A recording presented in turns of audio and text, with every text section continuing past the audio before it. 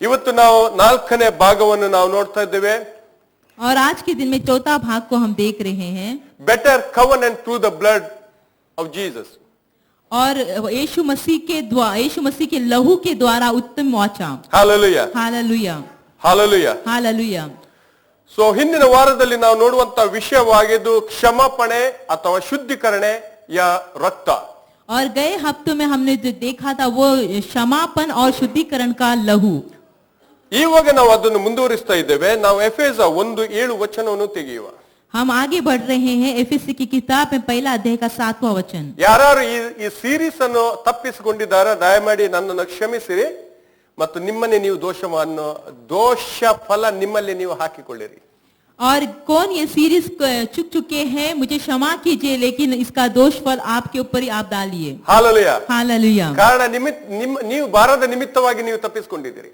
और कारण ये है कि आप नहीं आए इसलिए आप चुक गए. हालेलुया. हालेलुया. ವಿಶೇಷವಾದ ಆಶೀರ್ವಾದ ಈ ವಾಕ್ಯದಲ್ಲಿ ನಾವು ನೋಡಿದ್ದೇವೆ. और विशेष आशीष इस वचन में हमने देखा. Praise the Lord. प्रभु की स्तुति हो. ಎಫೆಸ 1:7 ಹೀಗೆ ಹೇಳ್ತಾ ಉಂಟು.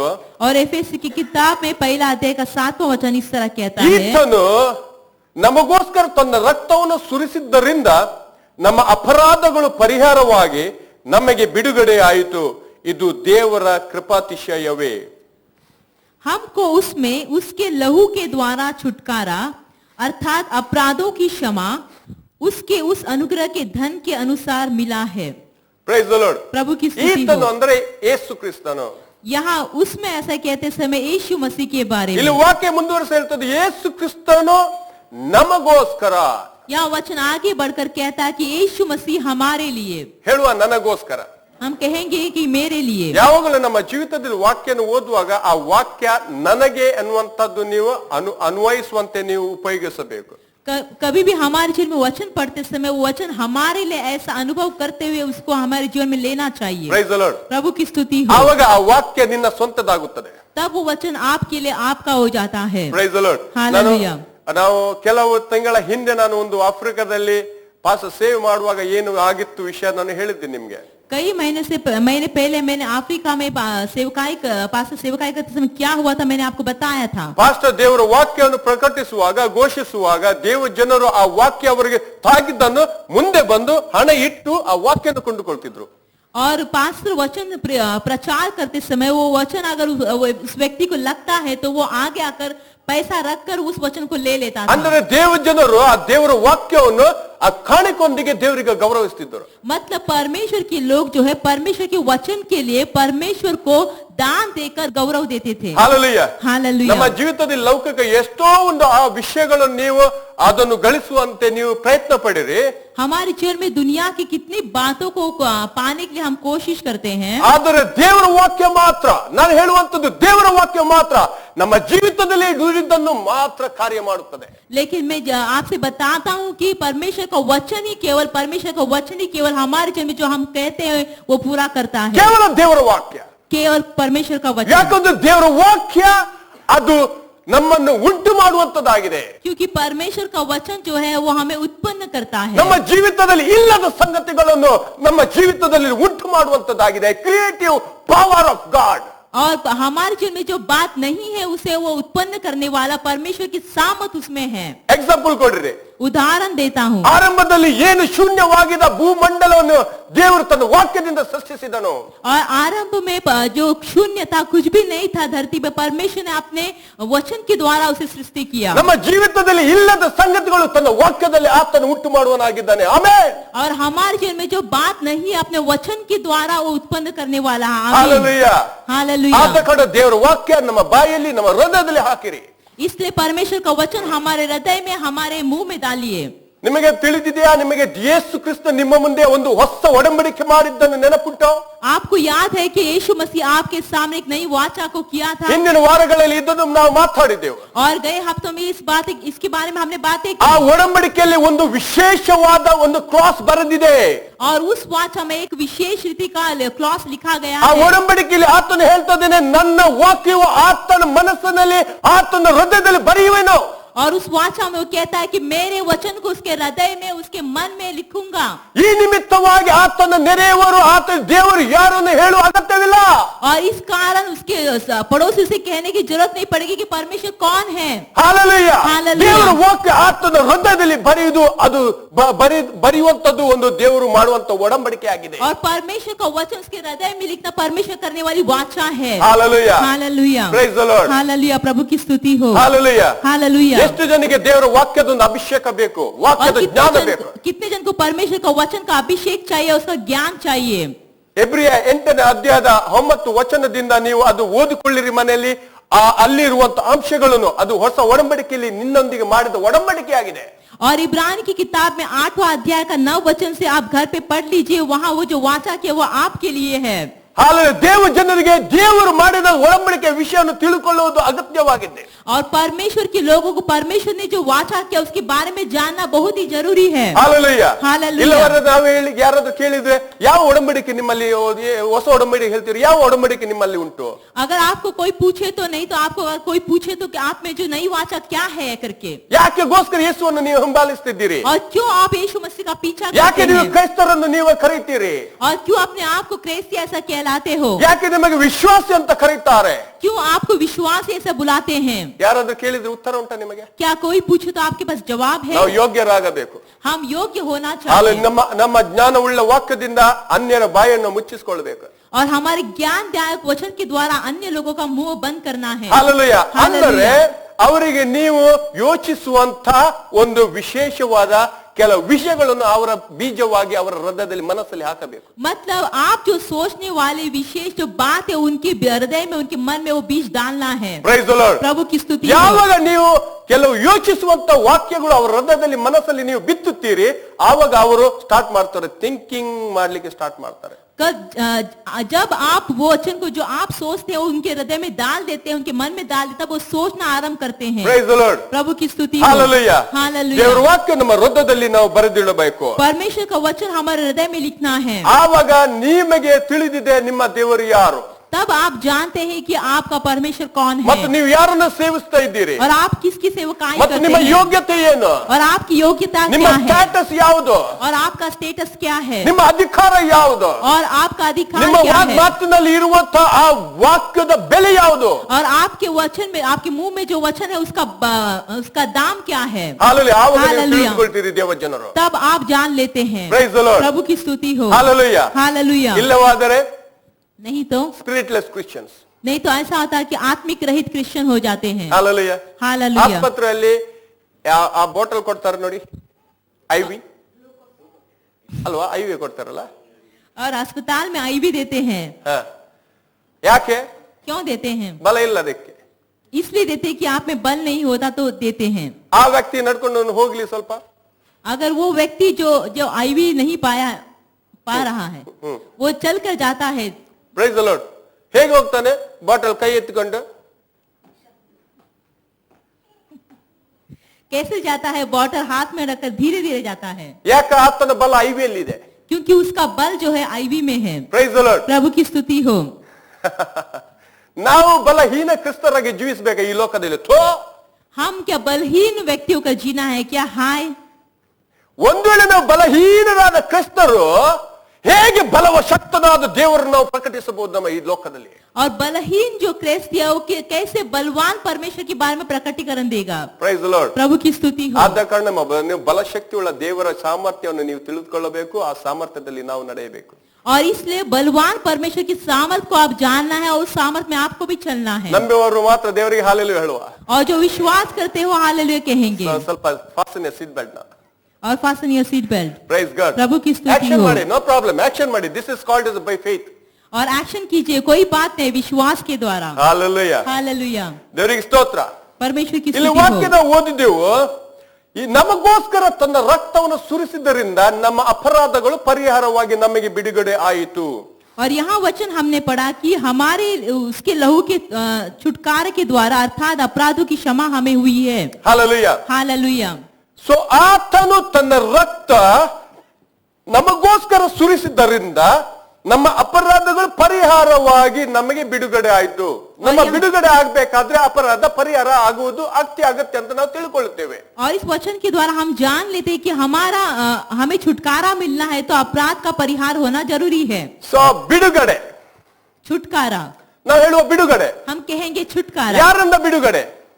किससे छुटकारा? ಆಮೆನ್.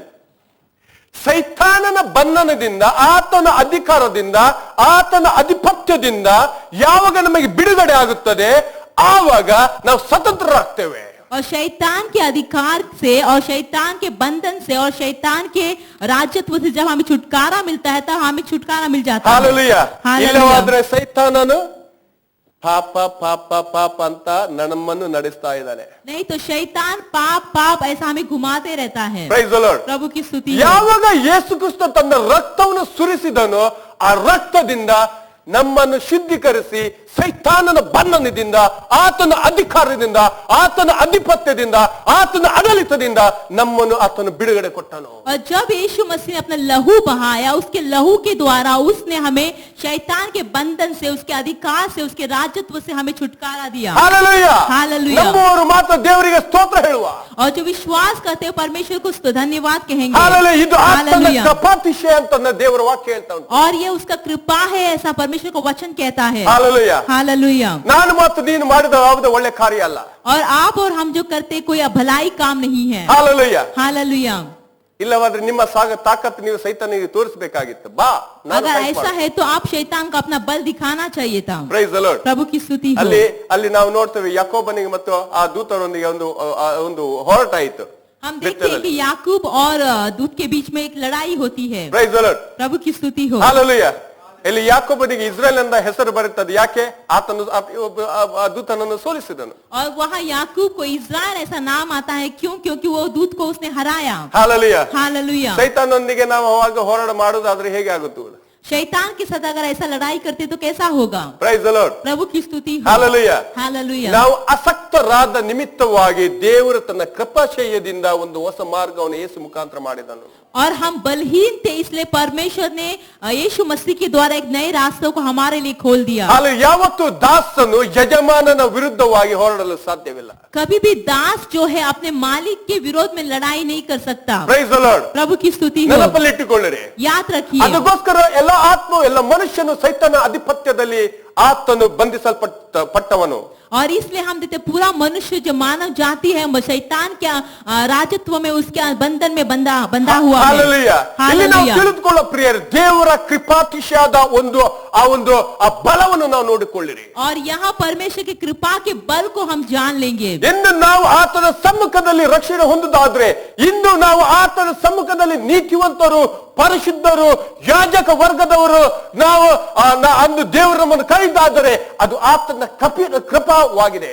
और आज उसके सम्मुख में परमेश्वर हमें याजक के वर्ग के और पवित्र है, और आज उसके राजत्व कैसे बुलाता है तो वो परमेश्वर की कृपा है. हालेलुया. हालेलुया. ಆತನ ಮಗನಾದ ಯೇಸುವಿನ ರಕ್ತವನ್ನು ಕೊಟ್ಟು ನಮ್ಮನ್ನು ಬಿಡಿಸಿದನು. और उसके पुत्र यीशु मसीह के लहू देकर उसने हमें छुड़ाया. Hallelujah. There is power in the precious blood of Jesus. और वहाँ प्रभु के लहू में, यीशु मसीह के लहू में सामर्थ्य है. हालेलुया. हालेलुया. हालेलुया. ಆ ರಕ್ತವು ಸೈತಾನನ ಸಕಲ ಅಧಿಪತ್ಯವನ್ನು ಮುರಿಯುವಂತೆ ಸಾಧ್ಯ ಮಾಡಿತು. और वो लहू जो है शैतान के सारे अधिकार को तोड़ने के लिए संभव किया. ಆ ರಕ್ತವು ಬಂಧನದಲ್ಲಿ ಇದ್ದಂತ ನಮ್ಮನ್ನು ಬಿಡಿಸುವಂತದ್ದಾಯಿತು. और वो लहू जो है बंधन में था हमको छुड़ाने के ಯಾಕೆ लिए ನನ್ನನ್ನು हुआ. ಮತ್ತು ನಿನ್ನನ್ನು ಆತನು ಬಿಡಿಸಿದನು? क्यों उसने आपको और हमको छुड़ाया? ಗಲಾತ್ಯ 5:1 ಹೇಳ್ತದೆ, ಪವಿತ್ರಾತ್ಮದಲ್ಲಿ ನಾವು ಸ್ವತಂತ್ರರಾಗಿ ಜೀವಿಸಬೇಕು. और गलाती के 5वां अध्याय पहला वचन कहता है कि पवित्र आत्मा के द्वारा हम स्वतंत्र ಬಂಧನದಲ್ಲಿದ್ದ ದೇವ ಜನರನ್ನು ಆತನು ಬಿಡಿಸಿ ಆತ್ಮನ್ನು ಸ್ವತಂತ್ರರಾಗಿ ಮಾಡಿದನು. और जो बंधन में थे ऐसे परमेश्वर के लोगों को उसने छुटकारा दिया और हमें स्वतंत्रता से चलने के लिए उसने संभव किया. ಬಂಧನ ಹೇಗೆ ನಾವು ವಿವರಿಸಬಹುದು? बंधन कैसे हम विवरण देते ಎಷ್ಟು हैं? ಜನ ಯಾರಾದ್ರೂ ಜೈಲಲ್ಲಿ ಇದ್ದೀರಾ ನೀವು? कितने जन यहाँ कोई भी है तो जेल में थे? ಇದ್ರೂ ಕೂಡ ಕೈ ಎತ್ತಲಿಕ್ಕಿಲ್ಲ, ಗೊತ್ತು. अगर है तो रहे तो भी आप हाथ नहीं ಆದ್ರೆ उठाएंगे. ನಾನು ಜೈಲಿಗೆ ಹೋಗಿದ್ದೇನೆ. लेकिन मैं जेल में जा चुका ಅಲ್ಲಿ हूँ. ದೊಡ್ಡ ಇದಾರೆ ಎಲ್ಲರಾದ್ರೂ? ಹೌದಾ? Praise the Lord. ಅಲ್ಲಿ ಶೆಲ್ಲಿನ ಒಳಗೆ ಇದ್ದಂತ ಕೈದಿಗಳನ್ನು ನಾವು ನೋಡಿದ್ದೇವೆ. और वहाँ जो कैदियों लोगों को हमने देखा है. ಇಲ್ಲ, ನಮ್ಮ ವಿಶ್ವಾಸದ ಮನೆಯಲ್ಲಿ ಅಲ್ಲಿ ನಾವು ಶೆಲ್ಲಲ್ಲಿ ಕೆಲವು ಹುಚ್ಚರನ್ನು ಹಾಕ್ತೀವಿ ನಾವು. और विश्वास का जो घर है, होम ऑफ, वहाँ हम देखते हैं कि कई लोगों वहाँ लोगों को डालते हैं। ಹಾಲೆಲೂಯ. ವಿಶೇಷವಾದ ಒಂದು ಹುಚ್ಚರನ್ನು ಅವರ ಕಂಟ್ರೋಲ್ ಮಾಡ್ಲಿಕ್ಕೆ ಆಗುದಿಲ್ಲ. ಕೆಲವು ದಿನಗಳು ನಾವು ಆ ಶೈಲಲ್ಲಿ ಹಾಕ್ತೇವೆ ಒಳಗೆ. और जो ऐसे जो पागल होते हैं जिन्हें कंट्रोल करने नहीं होता तो उन्हें उसके अंदर डाल देते हैं। ಹಾಲೆಲೂಯ. ಅವರ ಸ್ಥಿತಿ ಅಂದ್ರೆ ಅವರಿಗೆ ಸ್ವತಂತ್ರವೇ ಇಲ್ಲ. और उनका स्थिति ऐसा होता है कि उन्हें स्वातंत्र नहीं है। ಅವರ ವರ್ಲ್ಡ್, ಅವರ ದುನಿಯಾ ಅಂತ ಹೇಳ್ತೇವೆ, ಎಷ್ಟು ಅಂದ್ರೆ ಆ 4 ಗೋಡೆಗಳು ಮಾತ್ರ. और उनका दुनिया हम कहे तो सिर्फ 4 दीवार है। Praise the Lord. Hallelujah, hallelujah, ಸ್ತುತಿ हो, ಹಾಲೆಲೂಯ. ಹಾಲೆಲೂಯ. ಯಾವ ಜೀವನವನ್ನು ಅವರು ಅಲ್ಲಿ ಹೊಂದಿಕೊಳ್ಳಬಹುದು ಹಾಗಾದ್ರೆ? और ऐसा जीवन, कौन सा अच्छा जीवन वहाँ पा सकते हैं? Praise the Lord. प्रभु की स्तुति हो। ಯೋಚಿಸಿರಿ ನೀವು. आप सोच लीजिए, ಹಾಲೆಲೂಯ. ಅದು ಒಂದು ಉತ್ತಮವಾದ ಜೀವಿತವೋ, क्या वो उत्तम जीवन है? ಸಂತೋಷಕರವಾದ ಜೀವಿತವೋ? क्या वो खुशी का जीवन ಅಲ್ಲ, है? ನಮ್ಮ ಜೀವಿತದಲ್ಲಿ ನಗುಮುಖ ಯಾವಾಗಲೂ हमारे जीवन में ಅಥವಾ हमेशा खुशी ಕುಣಿತೇವೋ? रहता है, हम हमेशा नाचते हैं। ಹಾಲೆಲೂಯ. हालेलुया। ಏನ್ ಮಾಡ್ತೀಯ ಆ ಸೆಲ್ಲಿನ ಒಳಗೆ? उस सेल के अंदर क्या करते हैं? ಹಾಲೆಲೂಯ. ಸೈತಾನ ಬಂಧನದಲ್ಲಿದ್ದವನು ಏನ್ ಮಾಡ್ತಾನೆ? ಹಾಲೆಲೂಯ. ಆ ಬಂಧಿತನನ್ನು ಹೇಗೆ ಬೇಕೋ ಹಾಗೆ ಉಪಯೋಗಿಸುವವನಾಗಿದ್ದಾನೆ. और हम देखते जो शैतान के बंधन में है, शैतान क्या करता है? उस बंधित व्यक्ति को जैसा चाहे ऐसा उपयोग करता है। ಅದಕ್ಕೋಸ್ಕರ ದೇವರು ವಾಕ್ಯ ಹೇಳ್ತದೆ, ಸೈತಾನ ದಾಸತ್ವದಲ್ಲಿದ್ದವನು ಆತನನ್ನು ಬಿಡಿಸಿ ಆತನ ಮಹಾ ಶಕ್ತಿಯನ್ನು ಪ್ರಕಟಿಸುವಂತೆ ನಮ್ಮನ್ನು ಬೆಳಕಿನ ಮಕ್ಕಳಾಗಿ ಮಾಡಿದನು. ಪೇತ್ರ 2. और इसलिए परमेश्वर को वचन कहता है, शैतान के बंधन से हमें छुड़ाकर उसके महाप्रकाश को हम जानने के साथ उसने कृपा किया। Praise the Lord. प्रभु की स्तुति हो। ಮೊದಲ ಪೇತ್ರ 2:24 ವಚನ ನಾವು ಯಾವಾಗಲೂ ಕ್ಲೇಮ್ ಮಾಡ್ತೇವೆ. और पहला पत्रस का 2 अध्याय 24 वचन हमेशा हम क्लेम करते हैं। ಈ ವಾಕ್ಯವನ್ನು ಪುನಃ ಓದಲಿಕ್ಕೆ ಇಷ್ಟಪಡ್ತೇನೆ. और इस वचन को फिर से पढ़ना चाहता हूँ। ನಾವು ಪಾಪದ ಪಾಲಿಗೆ ಸತ್ತು ನೀತಿವಂತರಾಗಿ ಜೀವಿಸುವಂತೆ ಆತನು ನಮ್ಮ ಆ ಪಾಪಗಳನ್ನು ತಾನೇ ತನ್ನ ದೇಹದಲ್ಲಿ ಹೊತ್ತುಕೊಂಡು ಮರಣದ ಕಮ್ಮವನ್ನು ಏರಿದನು. ಆತನ ಬಾಸುನಗಳಿಂದ ನಿಮಗೆ ಗುಣವಾಯಿತು. हालेलुया. वो आप ही हमारे पापों को अपने देह पर लिए हुए क्रूस पर चढ़ गया, जिससे हम पापों के लिए मरकर धार्मिकता के लिए जीवन बिताए। उसी के मार खाने से तुम चंगे हुए। Praise the Lord. प्रभु की स्तुति हो। ನಾವು ಪಾಪದ ಪಾಲಿಗೆ ಸತ್ತು यहाँ वचन कहता है हम पाप के लिए मरकर ನೀತಿವಂತರಾಗಿ ಜೀವಿಸಗೋಸ್ಕರ धार्मिकता के लिए जीवन बिताने के लिए, ಆತನು ಅಂದ್ರೆ ಯೇಸು ನಮ್ಮ ಪಾಪಗಳನ್ನು ತಾನು ಹೊತ್ತುಕೊಂಡು वो मतलब यीशु हमारे पापों को अपने देह पर उठा लिया ಮರಣದ ಕಮ್ಮವನ್ನು ಏರಿದನು. और मृत्यु के उस क्रूस पर चढ़ गया। ಮರಣದ ಕಮ್ಮವನ್ನು ಏರಿದನು. उस क्रूस पर चढ़ गया। ಎಷ್ಟು ಜನ ಆ ಚಿತ್ರವನ್ನು ನೋಡಿದಿರಿ? ಯೇಸು ಕ್ರಿಸ್ತನ ಆ ಒಂದು ಕಲ್ವಾರಿ ಕ್ರೂಜಲ್ಲಿ ಸತ್ತ ಅಂತ ಇಮೇಜ್ ಯಾರು ಎಷ್ಟು ಜನ ನೆನಪುಂಟು? और कितने जन उस चित्र को देखा है? यीशु मसीह जो कलवारी क्रूस में मरा हुआ। ನಾವು ಕ್ಯಾಥೋಲಿಕ್ ಫ್ಯಾಮಿಲಿ ನಾವು ಹುಟ್ಟಿದ ಬೆಳೆದದಾದ್ರೆ ನಿಮ್ಮ ಮನೆಯಲ್ಲಿ ಯಾವಾಗಲೂ ಯೇಸು ಕ್ರಿಸ್ತನ ಇನ್ನೂ ಕೂಡ ಹ್ಯಾಂಗ್ ಮಾಡಿದ್ದಾನೆ ಪಾಪ. अगर कैथलिक फैमिली से है तो आपके घर में आप देख सकते हैं हमेशा यीशु मसीह को क्रूस पर वो हैंग करके ನಾನು रखा ಕೆಲವು है। ತಿಂಗಳ ಹಿಂದೆ ನಾ ಬರುವಾಗ ನಾ ಹೇಳಿದೆ ಡ್ಯಾಡಿಗೆ, ನಾನು ಹೇಳಿದೆ, ಡ್ಯಾಡಿ ನಿಮ್ಮ ಯೇಸು ಕ್ರಿಸ್ತನು ಇನ್ನೂ ಕೂಡ ಕ್ರೂಜಲ್ಲಿ ಇದ್ದಾನೆ, ಪಾಪ ನನಗೆ ತುಂಬಾ ಕರುಣೆ ಬರ್ತಾ ಉಂಟು, ಯಾವಾಗ ಆತನನ್ನು ಇನ್ನು ಇಳಿಸ್ತೀರಾ ಅಂತ ಕೇಳಿದೆ. और कई महीने पहले मैंने मेरे पिताजी से कहा कि आपका जो यीशु मसीह अब भी उस क्रूस पे है, कब आप उसको उतरा देंगे? ಮೇರ ಯೇಸು ಕ್ರಿಸ್ತ, ನನ್ನ ಯೇಸು ಕ್ರಿಸ್ತನ ಅವುಗಳು ಸತ್ತು ಹೂಣಲ್ಪಟ್ಟು ಎದ್ದು ಆತನು ಈಗ ಪುನರುತ್ಥಾನನಾಗಿ ಇದ್ದಾನೆ, ಅದರಿಂದ ನನಗೆ ಒಂದು ಜಯ ಸಿಕ್ಕಿದೆ ಅಂತ ಹೇಳಿದೆ. और मैंने कहा कि मेरा यीशु मसीह वो क्रूस पर मर गया और गाड़ा गया और फिर तीसरे दिन जी उठा और इसलिए मुझे जय मिला है और इसलिए मैं बहुत ही खुश हूँ। ಅದಕ್ಕೆ ಅವರು ಉತ್ತರ ಕೊಡ್ಲಿಲ್ಲ. इसलिए उसने जवाब नहीं ನಾನೇ दिया। ಹೇಳಿದ್ರೆ ಹಾಗಾದ್ರೆ ಅದೇ ಯೇಸು ಕ್ರಿಸ್ತನ ಅಥವಾ ಯೇಸು ಕ್ರಿಸ್ತನ ಬದಿಯಲ್ಲಿ ಇಲ್ಲಿದ್ದವರು ಇಬ್ಬರಲ್ಲಿ ಒಬ್ಬನ ಅಂತ ಕೇಳಿದೆ. तो इसलिए मैंने पूछा क्या वही यीशु मसीह है या उसके बाजू में जो 2 व्यक्ति थे उसमें से एक है? ನನಗೆ ಗೊತ್ತಿಲ್ಲ, ದಯಮಾಡಿ ಹೇಳಿ ಅಂತ ಹೇಳಿದೆ. मुझे मालूम नहीं, आप बताइए। Price the Lord. प्रभु की ಅದಕ್ಕೆ स्तुति हो। ಉತ್ತರ ಇಲ್ಲ. उसका जवाब नहीं था। Price the Lord. प्रभु की स्तुति ನಾನು हो। ಏನು ಹೇಳಿಕ್ಕೆ ಇಷ್ಟಪಡ್ತೇನೆ? मैं क्या कहना चाहता हूँ? ಯೇಸು ಕ್ರಿಸ್ತನು ನನ್ನ ಪಾಪ ಅಪರಾಧಗಳು ತಾನೇ ಹೊತ್ತುಕೊಂಡು ಕ್ರೂಜೆಯಲ್ಲಿ ಸತ್ತನು. और यीशु मसीह मेरे अपराध और पाप को खुद उठा लिया और क्रूस पर मर गया। ಹಾಲೆಲೂಯಾ. हालेलुया। ಮರಣದ ಕಂಬ, हम देखते हैं मृत्यु का वो क्रूस, ನಾವು ಹೇಳುವ ಮರಣದ ಕಂಬ. मृत्यु का क्रूस। ನೀವು ತುಂಬಾ ಸೀರಿಯಸ್ ಆಗಿದ್ದೀರಿ. आप बहुत ही गंभीर हैं। ನಿದ್ರೆ ಬರ್ತಾ ಉಂಟಾ? क्या आपको नींद आ ಟೀ रही है? ಕಾಫಿ ಸರ್ವಿಸ್ ಮಾಡ್ಲಾ? टी कॉफी चाहिए? ಯಾರಿಗಾದ್ರು? Hallelujah. We have rich church. ನಾವು ತುಂಬಾ ರಿಚ್ ಚರ್ಚ್. ನಮ್ಗೆ ಬೇಕಾದದ್ದು ಏನು ನಾವು ಸಪ್ಲೈ ಮಾಡಬಹುದು, ನೋ ಪ್ರಾಬ್ಲಮ್ ಎಟ್ ಆಲ್. और ये चर्च बहुत ही अमीर है, आपको जो चाहिए हम दे सकते हैं, कोई बात नहीं। 5 ಸ್ಟಾರ್ ಚರ್ಚ್ ಇದು, ನೋ ಪ್ರಾಬ್ಲಮ್. 5 स्टार चर्च है, कोई बात नहीं है, ಆದ್ರೆ ನೀವು ಮಾತ್ರ 5 ಸ್ಟಾರ್ ರೀತಿಯಲ್ಲಿ ನೀವು ಆಕ್ಟ್ ಮಾಡಬೇಕು. लेकिन आप भी वैसे ही बर्ताव करना चाहिए. Price the Lord. प्रभु की स्तुति हो. Hallelujah. Hallelujah. Hallelujah. Hallelujah. Karnataka hallelujah. Karnataka hallelujah. 1 2 3 4 hallelujah.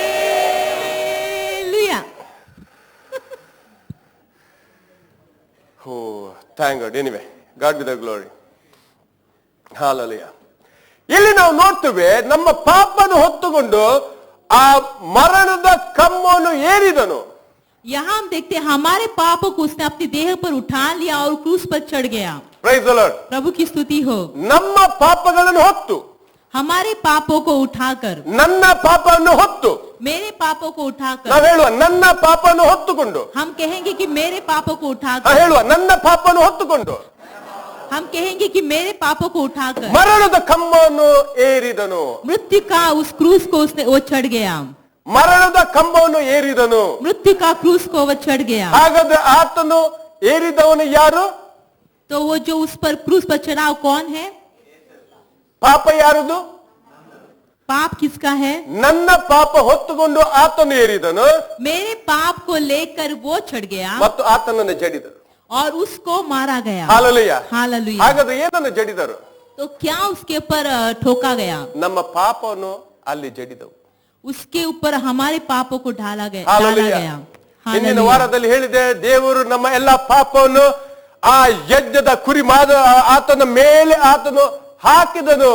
और जैसे कि गए हफ्ते में मैंने कहा कि परमेश्वर ने हमारे सारे पापों को उस मेमने के ऊपर डाला. Hallelujah. Hallelujah. Praise the Lord. प्रभु की स्तुति हो. ಈ ಪಾಪವನ್ನು ಹೊತ್ತುಕೊಂಡು ಯೇಸು ಕ್ರಿಸ್ತನು ಏರಿದನು. और ये पापों को उठाकर यीशु मसीह क्रूस पर चढ़ ನಾವು गया. ಪುನಃ ಇಮ್ಯಾಜಿನ್ ಮಾಡುವ ನನ್ನ ಪ್ರಿಯರೇ, हम फिर से देखेंगे, हम फिर ಯೇಸು से ಕ್ರಿಸ್ತನು सोचेंगे ಅಲ್ಲಿ ಏರಿದ್ದಾನೆ यीशु मसीह वहाँ चढ़ गया है ಮತ್ತು ನಾನು ನನ್ನ ಪಾಪ ಜೊತೆಗೆ ನಾನು ಕೂಡ ಏರಿದ್ದೇನೆ. और मेरे पापों के साथ मैं भी चढ़ गया हूँ. ಹಾಲೆಲೂಯಾ. हालेलुया. ಹಿಂದಗಡೆ ಯೇಸು ಕ್ರಿಸ್ತನು, और ಹಿಂದಗಡೆ ಯೇಸು ಕ್ರಿಸ್ತನು, पीछे यीशु मसीह ಆದ್ರೆ है ಮುಂದೆ ನಾನು ಏರಲ್ಪಟ್ಟಿದ್ದೇನೆ. और लेकिन आगे सामने जो है मैं चढ़ गया हूँ. ನೋಡಿದರೆ ಹೇಗೆ ನಿಮಗೆ ಆಗುತ್ತದೆ? कैसा आपको लगता है? ಹಾಲೆಲೂಯಾ. ಹೇಗೆ ಆಗುತ್ತದೆ? कैसा लगता है? Price the Lord. प्रभु की स्तुति हो. ಇನ್ನು ಮುಂದ್ಗಡೆ ನಾನಿದ್ದೇನೆ, आज सामने मैं हूँ, ನನ್ನ ಹಿಂದ್ಗಡೆ ಯೇಸು ಇದ್ದಾರೆ. मेरे पीछे यीशु मसीह है. ಯೇಸು ಹೇಗೆ ಏರಿಕೊಂಡು ಸತ್ತನು ಅದೇ ರೀತಿಯಲ್ಲಿ ನಾನು ಆತನ ಮುಂದೆ ನಾನು ಸತ್ತಿದ್ದೇನೆ. और यीशु मसीह जैसे मर गया वैसे मैं भी उसके सामने मर चुका हूँ. Price the Lord. प्रभु की स्तुति हो. ಹಾಲೆಲೂಯಾ. हालेलुया. ಮರಣದ ಅಂತ್ಯ ಕಂಬದಲ್ಲಿ ಪೂರ್ಣವಾಯಿತು. और मृत्यु का अंत जो है उस क्रूस पर पूरा हो गया. ಹಾಲೆಲೂಯಾ. हालेलुया. ಮರಣ ಸತ್ತು ಹೋಯಿತು.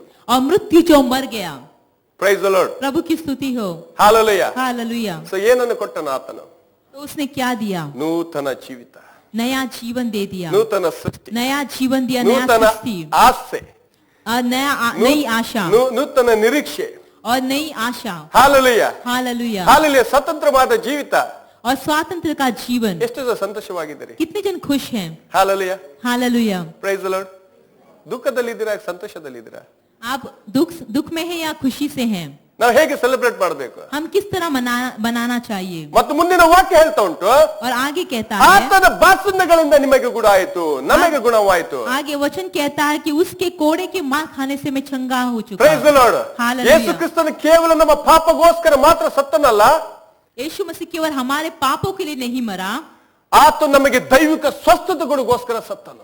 वो हमें चंगाई देने के लिए भी वो मर गया. ಹಾಲೆಲೂಯಾ. हालेलुया. ಈ ದಿನದಲ್ಲಿ ಪರ್ಫೆಕ್ಟ್ 100% ನಾವು ದೈವಿಕ ಆಶೀರ್ವಾದದಲ್ಲಿ ನಡೆಯಬಹುದು ಪ್ರಿಯರೇ. और आज के दिन में 100% हम परमेश्वर की आशीष में चलते हैं. Price the Lord. प्रभु की स्तुति हो. 3ನೇ ಅಧ್ಯಾಯದ 18 ವಚನ, ಅದೇ ಮೊದಲ ಪೇತ್ರ 3:18 ವಚನ. पहला पत्रस का 3रा अध्याय का 18वां वचन. ಕ್ರಿಸ್ತನು ಸಹ ನೀತಿವಂತನಾಗಿದ್ದು ಅನೀತಿವಂತರಿಗೋಸ್ಕರ ಪ್ರಾಣ ಕೊಟ್ಟು ನಮ್ಮನ್ನು ದೇವರ ಬಳಿಗೆ ಸೇರಿಸುವುದಕ್ಕೆ ಒಂದೇ ಸಾರಿ ಪಾಪ ನಿವಾರಣೆಗೋಸ್ಕರ ಬಾಧೆಪಟ್ಟು ಸತ್ತನು. इसलिए कि मसीहा ने भी अर्थात अधर्मियों के लिए धर्मी ने पापों के कारण एक बार दुख उठाया ताकि हमें परमेश्वर के पास पहुंचाए. वो शरीर के ಸಂಬಂಧ ಓಕೆ ರೈಟ್. ಇಲ್ಲಿ ವಾಕ್ಯ ನಾವು ನೋಡ್ತಿದ್ದೇವೆ, ಕ್ರಿಸ್ತನು ಸಹ ನೀತಿವಂತನಾಗಿದ್ದು, ಕ್ರಿಸ್ತನು ನೀತಿವಂತನಾಗಿದ್ದನು. यहाँ वचन कहता है कि मसीहा धर्मी होकर ಆತನಲ್ಲಿ ಪಾಪವಿರಲಿಲ್ಲ. उसमें पाप नहीं था. ಹಾಲೆಲೂಯ. Hallelujah. ಹಿಂದಿನ ವಾಕ್ಯದಲ್ಲಿ ಹೇಳಿದೆ ನಮ್ಮ ಪಾಪವನ್ನು ಆ ಹೊತ್ತುಕೊಂಡು ಏರಿದನು. ಹಾಗಾದ್ರೆ ಅಲ್ಲಿ ಸತ್ತವನು ನೀತಿವಂತನಲ್ಲ, ಪಾಪಿ ಯಾರು? ನಾನು ಮತ್ತು ನೀನು. और जैसे कि पहले पिछले वचन में मैंने कहा कि हमारे पाप को वो ले लिया और मर गया, इसका मतलब वो क्रूस पे मर गया. वो धर्मी व्यक्ति नहीं था, वो आप और हम थे. ಹಾಲೆಲೂಯ. Hallelujah. ನಾನು ಮತ್ತು ನೀನು, आप और हम थे. ನನ್ನ ಮತ್ತು ನಿನ್ನ ಪಾಪ. आपका और मेरा पाप. ಹಾಲೆಲೂಯ. Hallelujah. ಇಲ್ಲಿ ವಾಕ್ಯ ಹೇಳ್ತದೆ, ಅನೀತಿವಂತರಿಗೋಸ್ಕರ ಪ್ರಾಣ ಕೊಟ್ಟು ನಮ್ಮ ದೇವರ ಬಳಿಗೆ ಸೇರಿಸುವುದಕ್ಕಾಗಿ ಒಂದೇ ಸಾರಿ ಪಾಪ ನಿವಾರಣೆಗೋಸ್ಕರ ಬಾಧೆಪಟ್ಟು ಸತ್ತನು. यह वचन कहता है कि अर्थात अधर्मियों के धर्मी ने पापों के कारण एक बार दुख उठाया. ಅನೀತಿವಂತರಿಗೋಸ್ಕರ ಪ್ರಾಣ ಕೊಟ್ಟು ನಮ್ಮನ್ನು ದೇವರ ಬಳಿಗೆ, ಇಲ್ಲಿ ನಾವು ನೋಡ್ತೇವೆ ದೇವರೊಂದಿಗೆ ಇಲ್ಲಿ ಒಂದು ಒಪ್ಪಂದಕ್ಕೆ ಆತನು ಸೇರಿಸ್ತಾನೆ.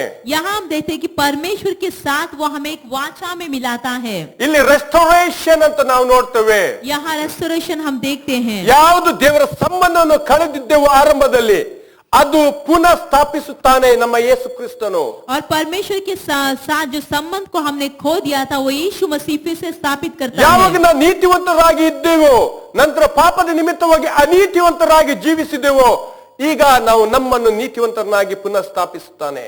और जब हम धर्मी थे और पाप के कारण अधर्मी होकर जिए, और फिर से यीशु मसीह के द्वारा वो हमें पुनः स्थापित करता है. ಹಾಲೆಲೂಯ. Hallelujah. ನಾವು ನೋಡ್ತೇವೆ ಈ ನಿವಾರಣೆಗೋಸ್ಕರ ಒಂದೇ ಸಾರಿ ಆತನು ಬಾಧೆಪಟ್ಟು ಸತ್ತನು. और हम देखते हैं ये निवारण देने के लिए सिर्फ एक ही बार वो दुख उठाया. Praise the Lord. हालेलुया. ಒಂದೇ ಸಾರಿ.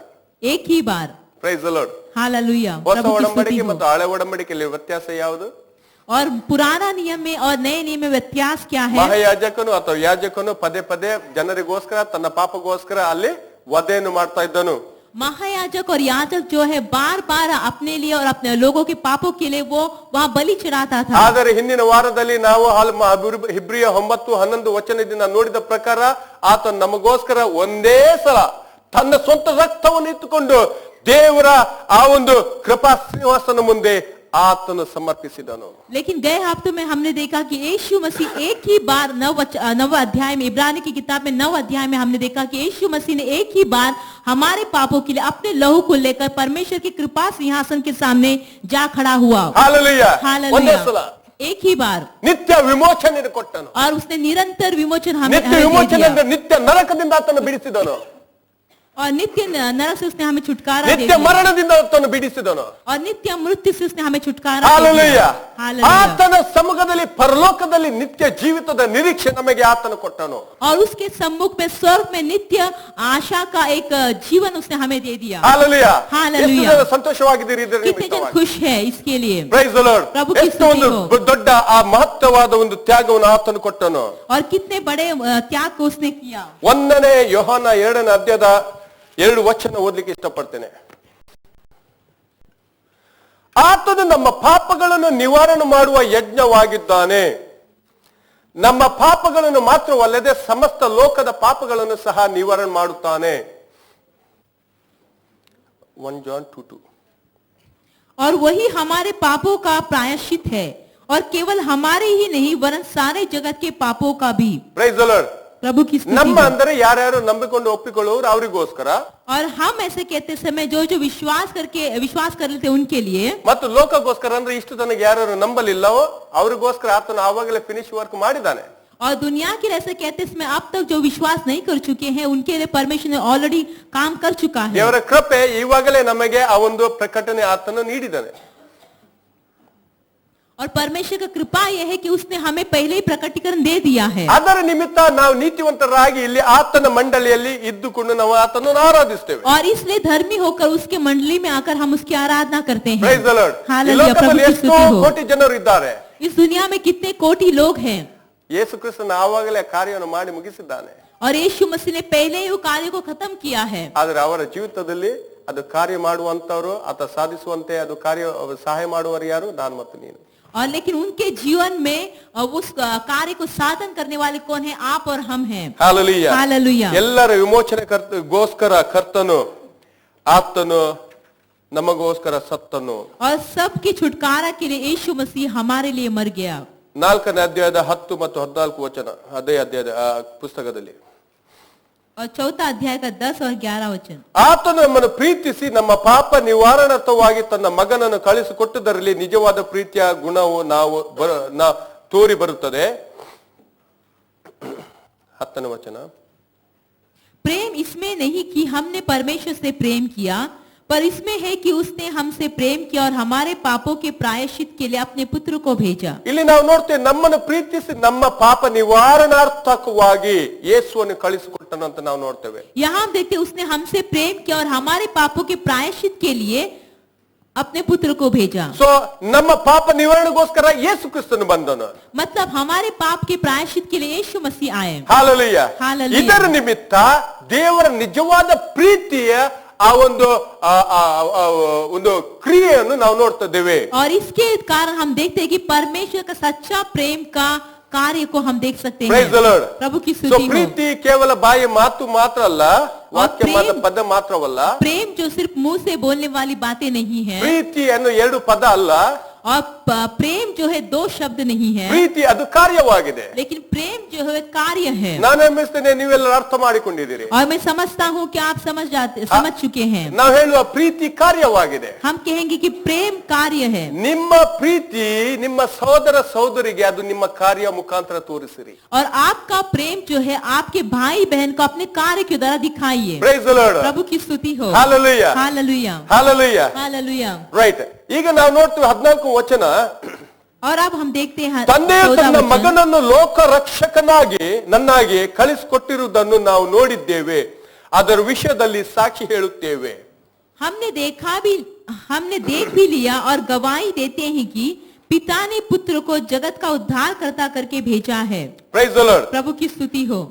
ತಂದೆಯು ತನ್ನ ಮಗನನ್ನು, ದೇವರು ತನ್ನ ಮಗನಾದ ಯೇಸು ಕ್ರಿಸ್ತನು ನನ್ನ ಇಲ್ಲಿ ಲೋಕ ರಕ್ಷಕನಾಗಿ ಅಂದರೆ ಬಿಡಿಸುವವನಾಗಿ ಬಿಡುಗಡೆ ನಾಯಕನಾಗಿ ಆತನ್ನು ಕಳಿಸಿಕೊಟ್ಟದ್ದನ್ನು ನಾವು ನೋಡ್ತೇವೆ. और यहाँ हम देखते कि पिता ने अपने पुत्र को, मतलब पिता ने यीशु मसीह को इस जगत का उद्धार करता, मतलब छुड़ाने वाला ऐसा करके भेज दिया। ಇಲ್ಲಿ ಯೋಹಾನನು ಹೇಳ್ತಾನೆ, ನಾವು ಸಾಕ್ಷಿ ಕೊಡ್ತಾ ಇದ್ದೇವೆ ಅದೇ. और यहाँ यूहन्ना कहता है कि हम गवाही देते हैं, ನನ್ನ ಪ್ರಿಯ ದೇವ ಪ್ರಿಯರೇ, मेरे प्रिय परमेश्वर के लोगों। ಹಾಲೆಲೂಯಾ. हालेलुया। ಈ ಒಂದು ಸಾಕ್ಷಿ ನಾವು ಎಷ್ಟು ಜನ ಕೊಡ್ತಾ ಇದ್ದೇವೆ? और ये गवाही कितने जन देते हैं? ಹಾಲೆಲೂಯಾ. हालेलुया। ಹಾಲೆಲೂಯಾ. हालेलुया। ಯೇಸು ಕ್ರಿಸ್ತನು ನನ್ನನ್ನು ರಕ್ಷಿಸಿದನ್ನು ಅಥವಾ ಬಿಡುಗಡೆ ಕೊಟ್ಟದ್ದನ್ನು, ಈ ಸಾಕ್ಷಿಯನ್ನು ನಾವು ಎಷ್ಟು ಜನಗೆ ನಾವು ಸಾರುತ್ತೇವೆ? और यीशु मसीह ने हमें छुटकारा दिया, ऐसे गवाही को हम कितने जन को बताते हैं? Praise the Lord. प्रभु की स्तुति हो। ಹಾಲೆಲೂಯಾ. हालेलुया। ಸ್ವಲ್ಪ ವಿಷಯದಲ್ಲಿ ಬರುತ್ತದೆ. आप थोड़ा विषय में आते हैं। Praise the Lord. प्रभु की स्तुति हो। 2 ಕೊರಿಂಥ 5:18-19 ವಚನವನ್ನು ಓದ್ತೇವೆ. और दूसरा कोरिन्थियों का 5वां अध्याय का 18-19. 18 और 19 वचन। ಇದೆಲ್ಲ ದೇವರಿಂದಲೇ ಉಂಟಾದದ್ದು, ಆತನು ಕ್ರಿಸ್ತನ ಮೂಲಕ ನಮ್ಮನ್ನು ತನಗೆ ಸಂಧಾನ ಪಡಿಸಿಕೊಂಡು ಸಮಾಧಾನ ವಿಷಯವಾದ ಸೇವೆಯನ್ನು ನಮಗೆ ಅನುಗ್ರಹಿಸಿದ್ದಾನೆ.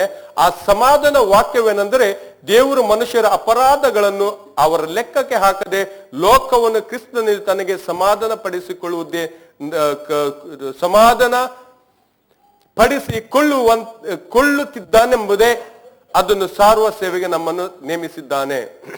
ये सब बातें परमेश्वर की ओर से है, जिसने मसीहा के द्वारा अपने साथ हमारा मेल मिलाप कर लिया और मेल मिलाप की सेवा हमें सौंप दी है।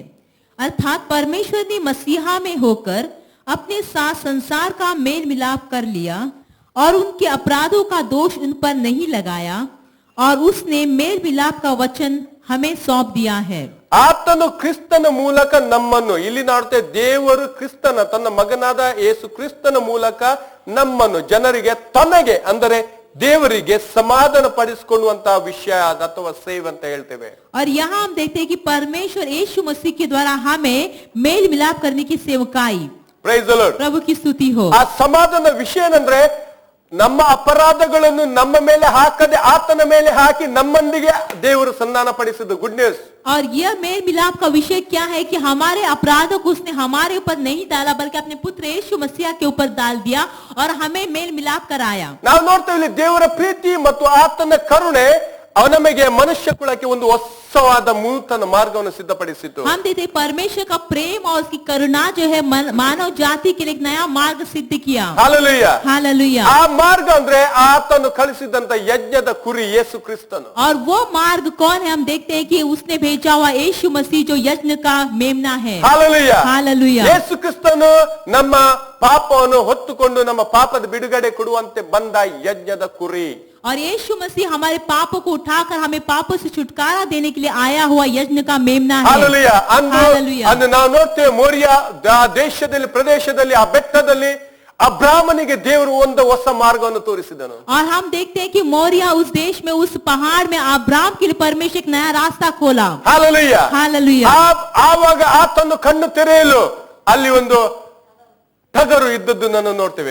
और वहाँ जब वो आंख खोलता है तो वहाँ एक मेमना को देखता है. Praise the Lord. प्रभु की स्तुति. ಆ ಒಂದು ಟಗರನ್ನ ಯಜ್ಞವನ್ನು ಕೊಟ್ಟು ದೇವರಿಗೆ ಆರಾಧಿಸಿದನು. और वो मेमना का उसने बलिदान चढ़ाया और परमेश्वर को यज्ञ परमेश्वर ಮನುಷ್ಯ को ಕುಲದ आराधना की. ಬಿಡುಗಡೆಗೋಸ್ಕರ ಅಂದು ನಾವು ನೋಡ್ತೇವೆ ಅಬ್ರಹಾಮನ ಮಗನಾದ ಇಸಾಕನಿಗೆ ಬಿಡುಗಡೆ ಕೊಡುವಂತೆ ಟಗರನ್ನು ಯಜ್ಞವಾಗಿ ಕೊಟ್ಟನು.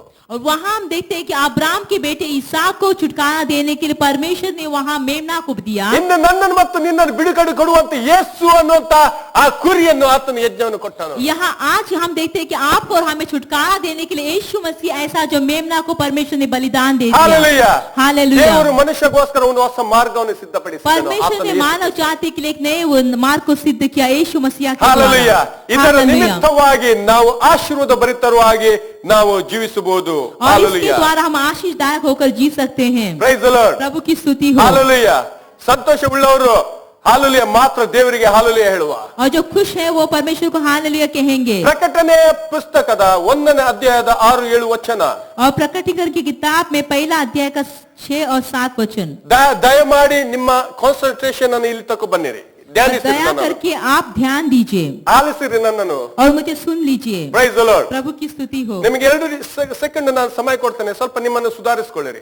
और 2 सेकंड में आपको देता हूँ, आप अपने आप को तैयार ನಾನು ಏನು कीजिए. ಹೇಳಲಿಕ್ಕಿದ್ದೇನೆ ದಯಮಾಡಿ ಗಮನಿಸಿಕೊಳ್ಳಿರಿ. और जो मैं आपसे कहने वाला हूँ आप ध्यान ವಾಕ್ಯ दीजिए. ಹೀಗಿದೆ, ನಮ್ಮನ್ನು ಪ್ರೀತಿಸುವವನು ತನ್ನ ರಕ್ತದ ಮೂಲಕ ನಮ್ಮನ್ನು ಪಾಪಗಳಿಂದ ಬಿಡಿಸಿದವನು ನಮ್ಮನ್ನು ರಾಜ್ಯವನ್ನಾಗಿಯೂ ತನ್ನ ತಂದೆಯಾದ ದೇವರಿಗೆ ಯಾಜಕರನ್ನಾಗಿಯೂ ಮಾಡಿದವನು ಆಗಿರುವ ತನಗೆ ಯುಗಾಯುಗಾಂತರಗಳಲ್ಲಿ ಇವು ಘನ ಮಹತ್ವಗಳಿರಲಿ. ಆಮೇನ್. और हमें एक राज्य और अपने पिता परमेश्वर के लिए याजक भी बना दिया, उसी की महिमा और पराक्रम युगानुयुग रहे. आमीन. Price the Lord. प्रभु की स्तुति हो. ಇಲ್ಲಿ 3 ವಿಷಯ ನಾವು ನೋಡ್ತಾ ಇದ್ದೇವೆ. यहाँ 3 बातों को हम देखते हैं. ನಮ್ಮನ್ನು ಪ್ರೀತಿಸಿ ತನ್ನ ರಕ್ತದಿಂದ ನಮ್ಮ ಪಾಪಗಳಿಂದ ಬಿಡಿಸಿದವನು ಅಂದರೆ ಆತ ನಮಗೆ ಪರಿಹಾರ ಕೊಟ್ಟನು. और यहाँ कहता है कि हमसे उसने प्रेम किया और हमारे पापों से हमें छुटकारा दिया अपने लहू के द्वारा. ನನ್ನ ಪ್ರಿಯ ದೇವ ಮಿತ್ರರೇ, मेरे प्रिय परमेश्वर के मित्रों, ದೇವರ ಪ್ರೀತಿ ರಕ್ತದಿಂದ ಬಿಡಿಸುವಂತೆ ಆತನು ಅದನ್ನು ಸಮರ್ಪಿಸಿದನು. और परमेश्वर का प्रेम लहू से छुटकारा देने के लिए हमें उसने अपने प्रेम को ಈ समर्पित किया. ಲೋಕದಲ್ಲಿ ನಮ್ಮ ಪಾಪದ ಬಿಡುಗಡೆ ಆಗಬೇಕಾದ್ರೆ ಒಂದೇ ಮಾರ್ಗ, ಅದು ಯೇಸುವಿನ ರಕ್ತ. और इस दुनिया में हमें पाप से छुटकारा मिलना है तो एक ही रास्ता है, वो यीशु मसीह का लहू है. ನೀನು ಯಾವುದೇ ಬ್ಯಾಕ್ ಗ್ರೌಂಡ್ ಇಂದ ಬಂದಿರಬಹುದು, ಯಾವುದೇ ಹಿನ್ನೆಲೆಯಿಂದ ಬಂದಿರಬಹುದು, ಯಾವುದೇ ಹೆಸರು ಇಡಬಹುದು, ಆದರೆ ನಿನಗೆ ಘೋಷಿಸುವಂತ ದೇವರ ವಾಕ್ಯ ನಿನ್ನ ಪಾಪ ಪರಿಹಾರಗೋಸ್ಕರ ದೇವರು ಯಜ್ಞವಾಗಿ ಇಟ್ಟಂತ ಕೇವಲ ರಕ್ತವೇ ಅದಕ್ಕೆ ಸಾಕ್ಷಿಯಾಗಿದೆ. और आप कोई भी बैकग्राउंड से आ सकते हैं, आपका पिछुआई कुछ भी हो सकता है, लेकिन आपको घोषणा करने वाले वचन ये है कि आपको पाप से छुटकारा देने के लिए सिर्फ यीशु मसीह का ही लहू है. ಯಾವುದೇ ಗಂಗಾ ನದಿಯ ನೀರನ್ನು ಶುದ್ಧೀಕರಿಸುವುದಿಲ್ಲ, ಯಾವುದೇ ತುಂಗಾ ನದಿಯ ನೀರನ್ನು ಶುದ್ಧೀಕರಿಸುವುದಿಲ್ಲ, ಯಾವುದೇ ನೀವು ಮಂದಿರಕ್ಕೆ ಹೋಗಿ ಶುದ್ಧೀಕರಿಸುವುದಿಲ್ಲ, ಯಾವುದೇ ಪವಿತ್ರ ಸ್ಥಳಕ್ಕೆ ಹೋಗಿರೆ ನಿಮ್ಮ ಪಾಪ ಪರಿಹಾರವಾಗುವುದಿಲ್ಲ. ಕೇವಲ ಯೇಸುವಿನ ಪರಿಶುದ್ಧ ರಕ್ತ ಮಾತ್ರ ನಮ್ಮ ಪಾಪವನ್ನು ಸಕಲ ಪಾಪವನ್ನು ತೊಳೆದು ಶುದ್ಧೀಕರಿಸುತ್ತದೆ. और कोई भी गंगा नदी का पानी हो सकता है या कोई भी नदी का पानी हो सकता है, आप कोई पवित्र स्थान में जा सकते हैं, लेकिन आपको पाप से छुटकारा नहीं दे सकता. केवल यीशु मसीह का लहू, केवल यीशु मसीह का लहू ही आपको पाप से छुटकारा दे सकता है. Hallelujah. Hallelujah. Hallelujah. Praise the Lord. प्रभु की स्तुति हो. ಆ ರಕ್ತವು ಪರಿಶುದ್ಧವಾದ ರಕ್ತವಾಗಿದೆ. और वो लहू जो है पवित्र लहू है. ಈ ದಿನದಲ್ಲಿ ನಿಮ್ಮ ನಂಬಿಕೆಯಲ್ಲಿ ಬದಲಾವಣೆ ತರಬೇಕು. और आज के दिन में आपके विश्वास में बदलाव ಈ लाना ದೇವರ है. ವಾಕ್ಯ ನಿಮ್ಮ ಆತ್ಮದಲ್ಲಿ ಹಾಕಬೇಕು. और ये परमेश्वर के वचन को अपने आपके आत्मा में ಆವಾಗ डालना ನಮ್ಮ है। ಜೀವಿತದಲ್ಲಿರುವಂತ ಎಲ್ಲ ಪಾಪದ ಪರಿಹಾರ ಆಗಿ ನೀವು ನೀತಿವಂತನಾಗಿ ದೇವರು ಘೋಷಿಸುವುದನ್ನು ನೀವು ಆಲಿಸುವಿರಿ. तब आपके जीवन का जो भी पाप है परिहार हो जाता है और आप धर्म में ऐसा परमेश्वर घोषणा करते हैं, ऐसा आप सुनते हैं। ನಾವು ಆವಾಗಲೇ ಹೇಳಿದ್ದೆ, ದೇವರ ವಾಕ್ಯವು ನಮ್ಮಲ್ಲಿ ಇಲ್ಲದನ್ನು ಉಂಟು ಮಾಡುತ್ತದೆ. जैसे कि मैंने पहले कि कहा कि परमेश्वर का वचन जो हम में जो नहीं है उसे उत्पन्न करता है। ಹಾಲೆಲೂಯಾ. हालेलुया। ದೇವರ ವಾಕ್ಯ ಏನು ನುಡಿಯುತ್ತದೆ ಅಂದ್ರೆ ಅನೀತಿವಂತನನ್ನು ನೀತಿವಂತನಾಗಿ ಮಾರ್ಪಡಿಸುತ್ತದೆ. और परमेश्वर का वचन जो है वो जो अधर्मी व्यक्ति को धर्मी बना देता है। ಹಾಲೆಲೂಯಾ. हालेलुया। ಹಾಲೆಲೂಯಾ. हालेलुया। ಎರಡು ವಿಷಯ ನಾವು ನೋಡ್ತೇವೆ, ನಮ್ಮನ್ನು ರಾಜ್ಯವನ್ನಾಗಿ. और दो बातें हम देखते हैं कि हमें राज्य, ಪ್ರೈಸ್ ದಿ ಲಾರ್ಡ್, प्रभु की स्तुति हो, ರಾಜನಲ್ಲ ರಾಜ್ಯ. राजा नहीं राज्य। ರಾಜ್ಯ ಯಾರು? ಆಡಳಿತ ಮಾಡುವವನು. और राजा कौन है? जो अधिकार चलाता है, ರಾಜ್ಯ राजत्व ಅಂದರೆ करता है। ಅಧಿಪತ್ಯದ ಆ ಒಂದು ನಾವು ಹೇಳ್ತೇವೆ ಆ ದೊರೆತನಕ್ಕೆ ಒಳಗಾದ ಪ್ರದೇಶ. और राज्य हम कहते हैं जो उस अधिकार में, राजा के अधिकार में जो बसा हुआ प्रदेश है। Praise the Lord. ಇಲ್ಲಿ ನಾವು ಏನು ಯೋಚಿಸ್ತೇವೆ? ಇಲ್ಲಿ ವಾಕ್ಯ ಏನು ಹೇಳ್ತಾ ಉಂಟು? यहाँ वचन क्या कहता है? ಆತನು ನಿನ್ನನ್ನು ರಾಜ್ಯವನ್ನಾಗಿ ಮಾಡಿದನು. और यहाँ वचन कहता है कि उसने तुमको राज्य बनाया। ಹಾಲೆಲೂಯಾ. हालेलुया। ಯಾರಿಗೆ? ತನ್ನ किसके लिए? ತಂದೆಯಾದ ದೇವರಿಗೆ. अपने पिता परमेश्वर के लिए। ಅಂದರೆ ನೀನು ರಾಜ್ಯವಾಗುವಿ ಮತ್ತು ದೇವರು ಹಾಲೆಲೂಯಾ ಅಧಿಪತ್ಯನಾಗುವನು. मतलब आप राज्य हो जाएंगे और परमेश्वर जो अधिकारी होगा, राजा ದೇವರ होगा। ಆಡಳಿತ, ದೇವರ ಆಧಿಪತ್ಯವು ನಿನ್ನಲ್ಲಿ ಇಳಿದು ಬರೋದು. और परमेश्वर का राजत्व जो है, परमेश्वर का जो अधिकार है आप में उतर कर आएगा। Hallelujah. Hallelujah. Praise the Lord. प्रभु की स्तुति हो, ಪ್ರೈಸ್ ದಿ ಲಾರ್ಡ್. प्रभु की ಮುಂದೆ स्तुति ನಾವು हो। ನೋಡ್ತೇವೆ, आगे हम देखते हैं ನಮ್ಮನ್ನು ಹೌದು ರಾಜ್ಯ, ಹೌದು. ರೆವಲ್ಯೂಷನ್ 5:9-10 ನೋಡುವ. ಇಲ್ಲಿ ವಾಕ್ಯ ಹೇಳ್ತದೆ, ಅದರ ಬಿ ಭಾಗದಿಂದ, ನೀನು ಯಜ್ಞಾರ್ಪಿತನಾಗಿ ನಿನ್ನ ರಕ್ತದಿಂದ ಸಕಲ ಕುಲ ಭಾಷೆ ಪ್ರಜೆ ಜನಾಂಗವರಿಂದ ಮನುಷ್ಯರನ್ನು ದೇವರಿಗಾಗಿ ಕೊಂಡುಕೊಂಡು ಅವರನ್ನು ನಮ್ಮ ದೇವರಿಗೋಸ್ಕರ ರಾಜ್ಯವನ್ನಾಗಿಯೂ ಯಾಜಕರನ್ನಾಗಿಯೂ ಮಾಡಿದಿ, ಅವರು ಭೂಮಿಯ ಮೇಲೆ ಆಳುವರು. ವಾವ್. और यहाँ 5वां अध्याय का 9 वचन का दूसरा भाग है, हम देखते हैं, क्योंकि तूने वध होकर अपने लहू से हर एक कुल और भाषा और लोग और जाति में से परमेश्वर के लिए लोगों को मोल लिया है। Praise the Lord. प्रभु की स्तुति हो, ಹಾಲೆಲೂಯಾ. हालेलुया। ಅವರನ್ನು ನಮ್ಮ ದೇವರಿಗೋಸ್ಕರ ರಾಜ್ಯವನ್ನಾಗಿಯೂ ಯಾಜಕರನ್ನಾಗಿಯೂ ಮಾಡಿದಿ. और उन्हें हमारे परमेश्वर के लिए एक राज्य और याजक बनाया, ಅವರು ಭೂಮಿಯ ಮೇಲೆ ಆಳುವರು. और वे पृथ्वी पर राज्य करते हैं।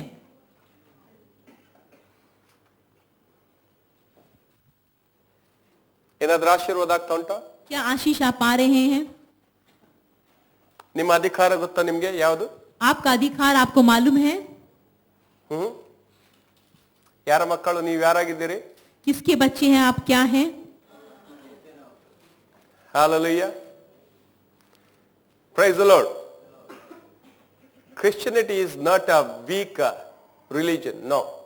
और क्रिस्तिया जो क्रिश्चियनिटी जो है वे वीक बलहीन रिलीजन नहीं है, धर्म नहीं है। Praise the Lord. प्रभु की स्तुति It's हो, powerful, वो बहुत ही सामर्थवान है, powerful. सामर्थवान है। ಶಕ್ತವಾದ ಅಧಿಕಾರವುಳ್ಳ ಮಹಿಮೆಯ ಪ್ರಭಾವದ ಅಧಿಕಾರವಾಗಿದೆ. और हम देखते हैं बहुत ही सामर्थवान और अधिकार से भरा हुआ अधिकार है ये। ಇದರ ನಿಮಿತ್ತವಾಗಿ ಸೈತಾನ್ ನಮ್ಮ ಮುಂದೆ ಇಲ್ಲಿಕ್ಕೆ ಆತನಿಗೆ ಶಕ್ತಿ. और इसलिए शैतान को हमारे सामने रुकने नहीं होता। You want to defeat devil or Satan? और आपको शैतान को हराना है, Come according to the word of God. आप तो वचन के द्वारा आप आइए। Hallelujah. Hallelujah. Praise the Lord. प्रभु की स्तुति। Hallelujah. हालेलुया। ಇಲ್ಲಿ ಮುಂದೆ ನಾವು ನೋಡ್ತೇವೆ ಯಾಜಕರನ್ನಾಗಿ ಮಾಡಿದ. और यह वचन आगे कहता है कि याजक बनाया। I love this ಯಾಜಕ. Praise the Lord. प्रभु की स्तुति। ಇಂದಿನ ವಾರದಲ್ಲಿ ಕೆಲವು ವಿಷಯಗಳನ್ನು ನೋಡಿದೆ, ಯಾಜಕರು ಮತ್ತು ಮಹಾಯಾಜಕರ ಕಾರ್ಯ. और गए हफ्तों में हमने कई बातों को देखा, महायाजक और उनके कार्य के बारे में। ಯಾಜಕನ ಕಾರ್ಯವೇನು? और याजक का कार्य क्या है? ರೋಮ 15:16 ವಚನ. रोमी की किताब में 15 अध्याय का 16ನೇ ವಚನ. 16 वचन। Praise the Lord. ಇವತ್ತು ನಮ್ಮ ಚಿಂತನೆಯಲ್ಲಿ, ಆಲೋಚನೆಯಲ್ಲಿ ನಮ್ಮ ಸ್ವಲ್ಪ ಬದಲಾವಣೆ ಆಗುತ್ತದೆ. ಯಾವಾಗಲೂ ನಾವು ಯಾಜಕರಂತ ಯಾರನ್ನು ಬೇರೆಯವರ ನಾವು ಇದು ಬೆರಳು ತೋರಿಸ್ತಾ ಇದ್ದೇವೆ. हमेशा हम याजक होकर ऐसे दूसरों को उंगली दिखाते हैं ಮತ್ತು ಆತನು ಮಾಡುವ ಕಾರ್ಯದ ಬಗ್ಗೆ ನಾವು ಕೈ ತೋರಿಸ್ತೇವೆ. और उसके वो जो कार्य करता है उसके बारे में हम हाथ दिखाते हैं. ಇವಾಗ 16 ವಚನ ಏನ್ ಅರ್ಥ ಅಂತ ನೋಡುವ.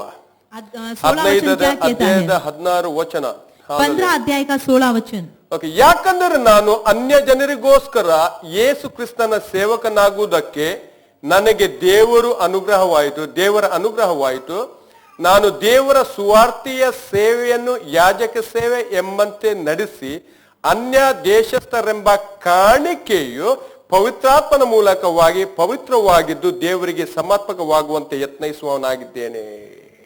कि मैं अन्य जातियों के लिए मसीहा यीशु का सेवक होकर परमेश्वर के सुसमाचार की सेवा याजक के समान करूं, जिससे अन्य जातियों का मानव चढ़ाया जाना पवित्र आत्मा से पवित्र बनकर ग्रहण किया जाए. Price the Lord. प्रभु की स्तुति हो. ಯಾಜಕನ ಸೇವೆ ಹಳೆ ಒಡಂಬಡಿಕೆಯಲ್ಲಿ ದೇವರಿಗೆ ಸಮರ್ಪಿಸುವಂತಕ್ಕೆಲ್ಲ ಕಾಣಿಕೆಯನ್ನು ದೇವರಿಗೆ ಆತನು ಕೊಂಡು ಕೊಡುವವನು. और याजक का कार्य हम पुराना नियम में देखते हैं कि परमेश्वर के लिए जो समर्पित दान है वो लेकर परमेश्वर के सम्मुख में जाता है. ಹೊಸ ಒಡಂಬಡಿಕೆ ಯಾಜಕರ ಕಾರ್ಯವೇನು? और नए नियम का याजक का कार्य क्या है? ಹಾಲೆಲೂಯಾ. ಯಾವುದೇ ಮೆಮ್ನೆ ಕೊಂಡು ಹೋಗುದಿಲ್ಲ ನೀವು. और कोई भी मेमना आप नहीं लेकर ರಕ್ತ जाते, ಕೊಂಡು ಹೋಗುದಿಲ್ಲ. कोई लहू नहीं लेकर ಯಾರ जाते, ಪಾಪಗೋಸ್ಕರ ಪ್ರಾಯಶ್ಚಿತ್ತ ಕೊಂಡು ಹೋಗುದಿಲ್ಲ. कोई किसी के पाप के लिए आप प्रायश्चित नहीं लेकर जाते. ಆತನ ಸೇವೆ ಏನು? ಕಾಣಿಕೆ ಕೊಡುವಂತ ಸೇವೆ ಇಲ್ಲಿ ಕೂಡ ಇದೆ. और उसके दान देने की सेवकाई यहाँ भी ವಾಕ್ಯ है. ಹೇಳುತ್ತದೆ, ಕ್ರಿಸ್ತನ ಸೇವಕನಾಗುವುದಕ್ಕೆ ನನಗೆ ದೇವರ ಅನುಗ್ರಹವಾಯಿತು. ಪೌಲನು ಹೇಳ್ತಾ ಇದ್ದಾನೆ, यहाँ वचन कहता है, पौलुस कहता है कि परमेश्वर यीशु मसीह का सेवक होने के लिए मुझे अनुग्रह ನಾನು हुआ. ದೇವರ ಸುವಾರ್ತೆ ಸೇವೆಯನ್ನು ಯಾಜಕ ಸೇವೆಯಂತೆ ಮಾಡುತ್ತಾ ಇದ್ದೇನೆ. वो कहता है कि परमेश्वर की सुसमाचार की जो सेवकाई हो मैं याजक के समान करता हूँ. ಎಷ್ಟು ಜನ ಯಾಜಕ ಇದ್ದಾರೆ ಇಲ್ಲಿ? कितने जन यहाँ याजक यहाँ हैं? Praise the Lord. प्रभु की स्तुति हो. ಕೇವಲ ಕೆಲವರು ಮಾತ್ರ. केवल थोड़े ही लोग हैं. ಒಂದ್ ನಿಮಿಷ ಮುಂದೆ ಹೋಗಿವ. आगे बढ़िए. ಹಾಲೆಲೂಯಾ. ಸೊ ನೀವು ತರುವಂತ ಕಾಣಿಕೆ ಯಾವುದು ಗೊತ್ತಾ ದೇವರಿಗೋಸ್ಕರ? तो आप लाने वाले दान क्या है परमेश्वर के लिए? ಅನ್ಯ ದೇಶಸ್ಥರೆಂಬ ಕಾಣಿಕೆಯು ಪವಿತ್ರಾತ್ಮ ಮೂಲಕವಾಗಿ ಪವಿತ್ರವಾಗಿದ್ದು ದೇವರಿಗೆ ಸಮರ್ಪಕವಾಗುವಂತೆ ಯತ್ನಿಸುತ್ತಿದ್ದೇನೆ. ಅಂದರೆ ಅನ್ಯ ಜನರಿಗೆ ಸುವಾರ್ತೆ ಸಾರುತ್ತಾ ಪವಿತ್ರಾತ್ಮ ಮುಖಾಂತರ ಅವರನ್ನು ಶುದ್ಧೀಕರಿಸುತ್ತಾ ಆ ಆತ್ಮವನ್ನು ದೇವರಿಗೆ ಒಪ್ಪಿಸುವುದು ಇದು ಯಾಜಕ ಸೇವೆ, ಹೊಸ ಒಡಂಬಡಿಕೆ ಯಾಜಕನ ಕಾರ್ಯ. और यहाँ हम देखते मत इसका अर्थ यह है कि अन्य जातियों को सुसमाचार सुनाकर उन्हें पवित्र आत्मा के द्वारा पवित्र करके उस आत्मा को लेकर परमेश्वर को दान चढ़ाना यह याजक का सेवकाई है. हेलो, ಈಗ ಹೇಳಿರಿ, ಎಷ್ಟು ಜನ ಕಾಣಿಕೆ ತಂದಿದ್ದೀರಿ? कितने जन का दान लेकर आए हैं? ಹಾಲೆಲೂಯಾ. ನಿಮ್ಮ ಕಾಣಿಕೆ ಹಣ ಅಲ್ಲ, आपका दान जो है आपका पैसा नहीं है. ಸುವಾರ್ತೆ ಸಾರುವಂತ ಆ ಕಾರ್ಯ ಮಾಡುತ್ತಾ ಆತ್ಮಗಳನ್ನು ಶುದ್ಧೀಕರಿಸಿ ಆ ಆತ್ಮಗಳನ್ನು ಯೇಸು ಕ್ರಿಸ್ತಗೋಸ್ಕರ ಎಷ್ಟು ಜನ ತಕ್ಕ ಬಂದಿದ್ದೀರಿ? और सुसमाचार को सुनाकर आत्माओं को जीतकर उस आत्मा को कितने जन लेकर आए ದೇವರಿಗೆ हैं? ತರುವಂತ ಆ ಸಮರ್ಪಕವಾದ ಕಾಣಿಕೆ ಆತ್ಮವಾಗಿದೆ.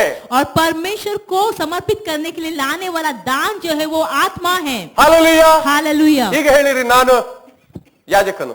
अब कहिए कि मैं याजक हूँ. ಅದಕ್ಕೋಸ್ಕರ ಕೆಲವರಿಗೆ ತಿಳ್ಕೊಳ್ಳಿಕ್ಕೆ ಇತ್ತು, ಅದಕ್ಕೋಸ್ಕರ ಕೆಲವರು ಮಾತ್ರ ಅರ್ಧ ಕೈ ತೆಗೆದರು.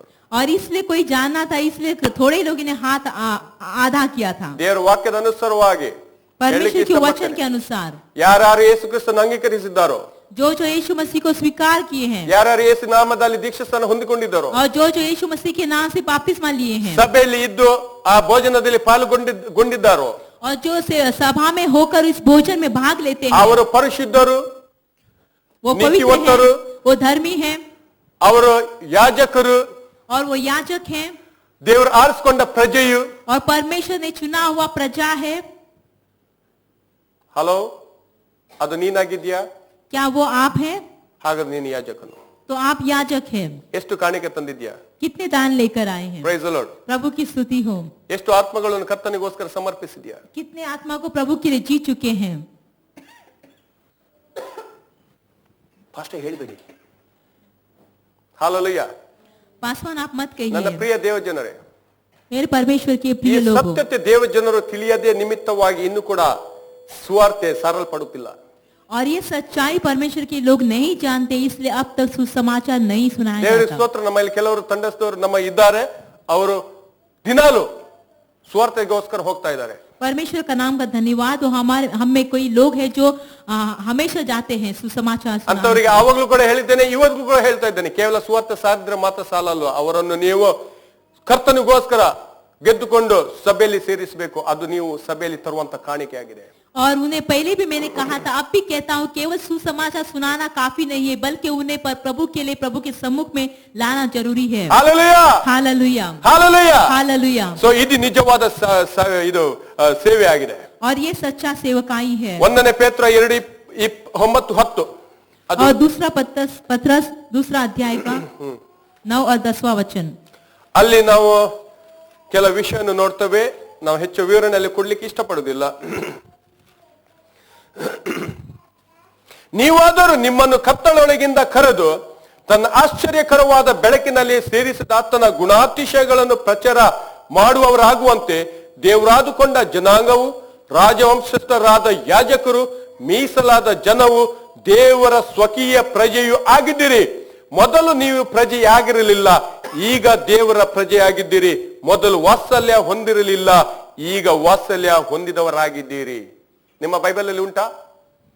पर तुम एक चुना हुआ वंश और राजपसदारी, याजकों का समाज और पवित्र लोग और परमेश्वर की निज प्रजा हो, इसलिए कि जिसने तुम्हें अंधकार में से अपनी अद्भुत ज्योति में बुलाया है, उसके गुण प्रकट करो।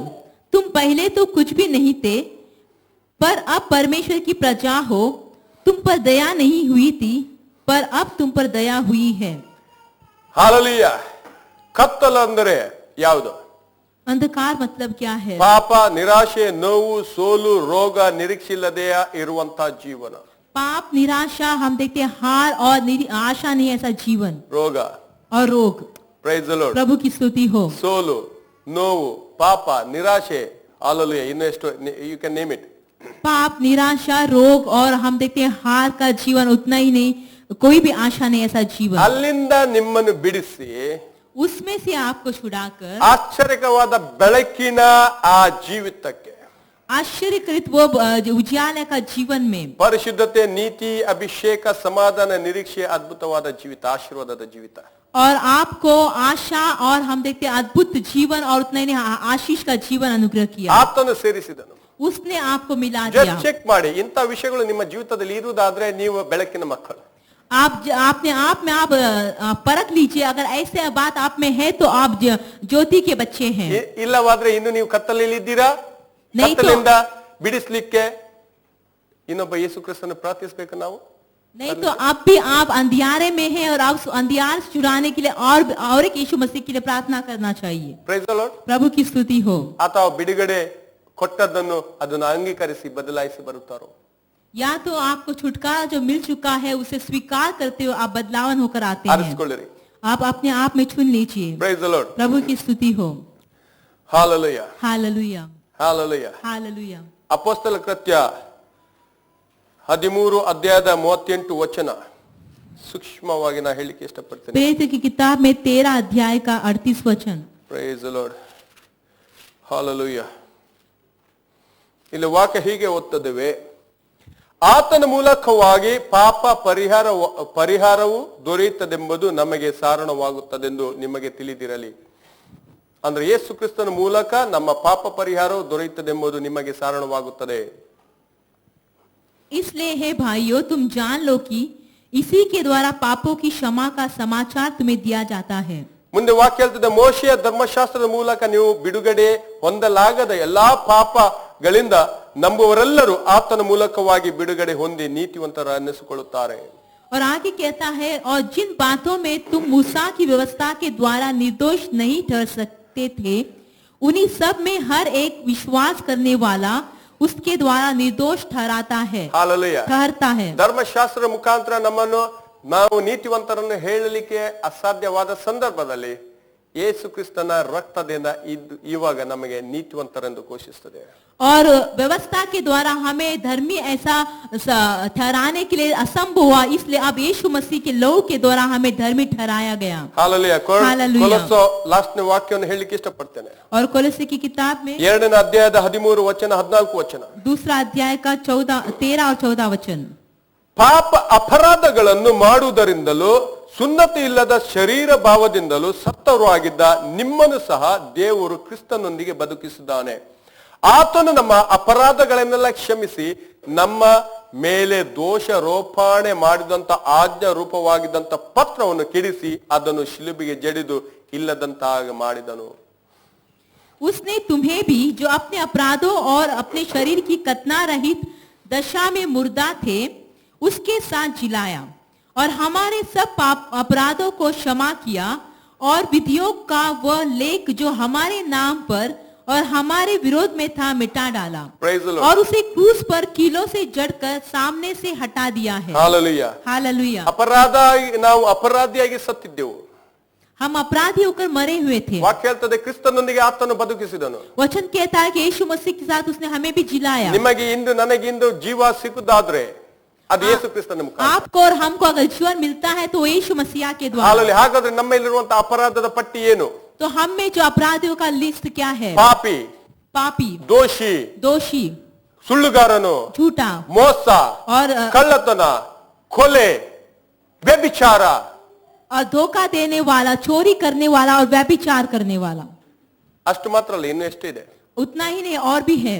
ಅನಿಲ್ ಪಾಪಿ, ಅನಿಲ್ ದೋಷಿ.